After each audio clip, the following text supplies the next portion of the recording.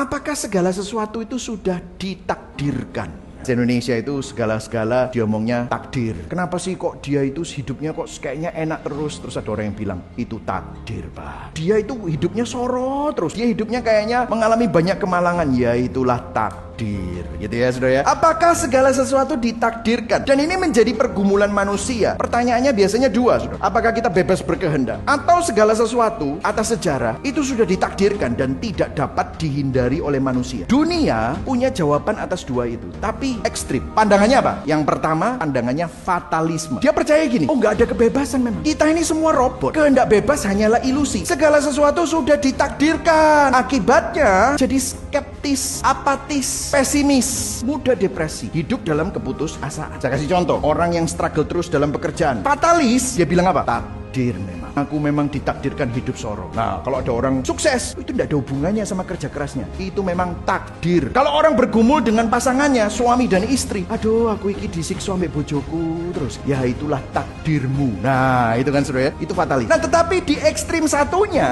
ini sangat gini, masa depan kita ada di tangan kita. Pilihanmu hari ini akan menentukan masa depanmu. Mereka kan berkata gini, ciptakan masa depanmu. Akibatnya apa? Kalau berhasil, wah ini karena pilihanku, memang aku ciami. Jadi sombong dan agresif sekali. Oh kita harus target ini.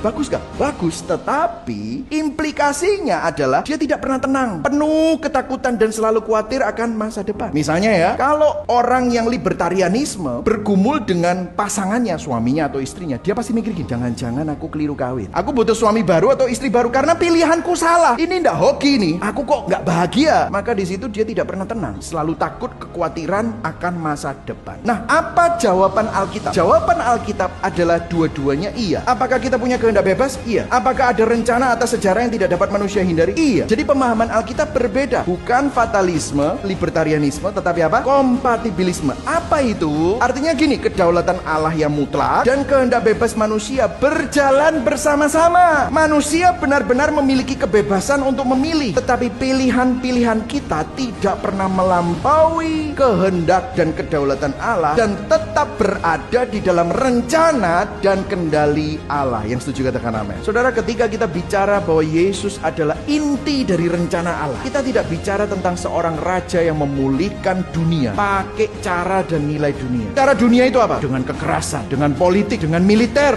dengan kekayaan atau kehebatan manusia. Bukan. Yesus adalah seorang raja yang berbeda. Gimana caranya segala sesuatu dipulihkan? Disalib penghukuman berubah menjadi pengampunan. Disalib kehancuran berubah menjadi pemulihan. Disalib kematian berubah menjadi kehidupan. Saudara, segala sesuatu di dunia sedang menuju kepada kehancuran. Segala sesuatu yang kita bangun, apakah itu keluarga, karier, atau reputasi, pada akhirnya akan hancur dan runtuh. Tetapi Yesus datang untuk membalikkan arah kehancuran ini melalui kehancuran Tuhan sendiri. Melalui kehancuran Kristus, dirinya disalib. Saudara sekarang memiliki pemulihan. Saudara diutuhkan. Shalom itu kembali kepada diri saudara, sehingga saudara memiliki kehidupan yang baru. Saudara, kenapa setiap minggu Anda perlu mendengar Injil? Kenapa Anda perlu merenungkan salib setiap saat? Ini rahasianya. Hanya ketika kita melihat kedalaman penderitaan Yesus untuk kita, kita akan mulai memahami kedalaman kasih-Nya. Saat kita memahami kedalaman kasih-Nya, di situ kita bisa tenang. Salib adalah bukti tertinggi kasih Tuhan bagi saudara. Dia rela lakukan itu karena Dia mengasihi saudara dan saya.